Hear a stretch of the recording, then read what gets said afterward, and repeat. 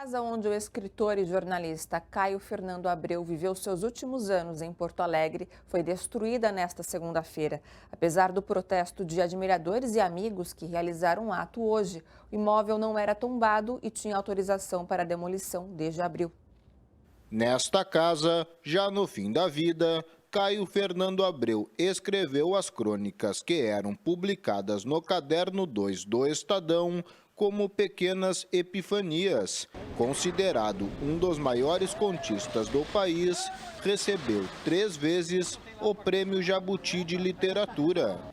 Nos dói como vizinhos ver a casa sendo desmontada ao invés de se tornar um centro cultural, que seria um importante ponto na cidade, em homenagem ao Caio, assim como a Casa de Cultura Mário Quintana é um importante ponto cultural em homenagem ao Mário Quintana, né? Então, doeu bastante ver que em um turno destruíram a memória do Caio Fernando aqui no bairro.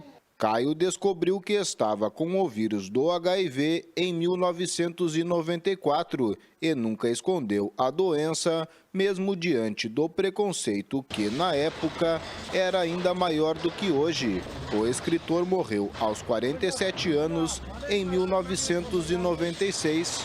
Então, viver com HIV e AIDS, no momento que esse diagnóstico ele era quase que uma sentença de morte, né? Ele conseguiu transformar isso em lampejo de vida, né? Em resistência. Então, Caio tem um significado simbólico muito importante na luta, né, contra o HIV e AIDS, não só em Porto Alegre, mas no Brasil, né? E também como símbolo de resistência. A demolição da casa onde morou o escritor e jornalista Caio Fernando Abreu gerou revolta na comunidade artística, intelectual e LGBT de Porto Alegre, que realizou um protesto na tarde desta terça-feira em frente aos escombros.